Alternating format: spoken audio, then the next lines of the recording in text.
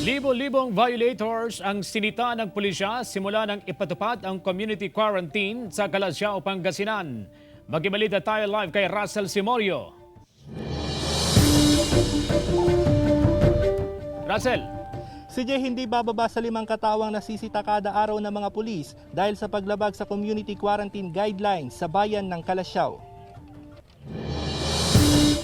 Pinagdadampot ng mga pulis ang 16 na katao na nakatambay sa labas ng kani-kanilang bahay kahit umiiral ang curfew hours sa Calasiao, Pangasinan. Ayon sa pulisya, karamihan pa sa mga suspect na huling nagiinuman sa gilid ng kalsada. Tila wala raw pakialam sa banta ng COVID-19. Pag nahuli sila, dinadala sila dito at sinasabihan sila na talagang mahigpit na ipinapatupad ng kapulisan ng Calasiao ang curfew. Sa tala ng Calasiao Police, umabot na sa halos 4,000 violators ang naitala simula nang ipatupad ang community quarantine. Ilan sa mga paglabag ay ang hindi pagsusuot ng face mask, pagsuway sa curfew hours at pag-iinuman sa labas ng kanilang bahay. Nagiinuman sa harap ng kanilang gate, along the highway.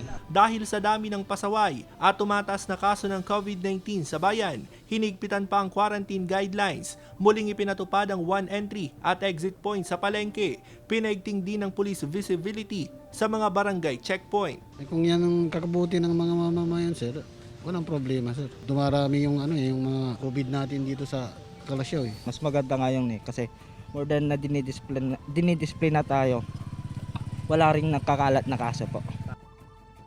CJ, may mga tigil operasyon na rin mga establishmento matapos nga mabisto ng otoridad na lumalabag sila sa IATF guidelines. Samantala, tinukoy naman ng Pangasinan Police Provincial Office na kasama ang bayan ng Calasiao at mga bayan pa ng Binmalay, Bayambang at lungsod ng Dagupan sa mga lugar na nakapagtatala ng maraming kaso ng COVID-19. Kaya't nagbaba ng direktiba ang PPO na higpitan pa yung mga ipinatutupad na protocols para makaiwas sa banta ng COVID-19. CJ.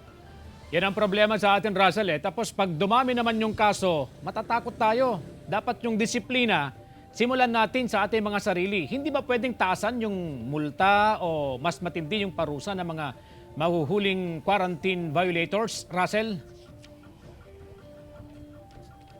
CJ, sa ngayon wala pang pag-uusap kung kinakailangan bang taasan yung multa na ipinapataw doon sa mga violators. Yung umiiral pa rin ngayon ay yung Provincial Ordinance 237. Pero sabi ng mga pulis, kung sa barangay level pa lang ay mahigpit nang ipinatutupad yung mga protocols ng IATF guidelines, ay kakaunti na lang sana yung mga mahuhuli nilang violators. Kaya nananawagan din ng PNP sa mga barangay officials na mas tumulong pa sila sa pagpapatupad ng quarantine guidelines. CJ. Okay, maraming salamat, Russell Simorio.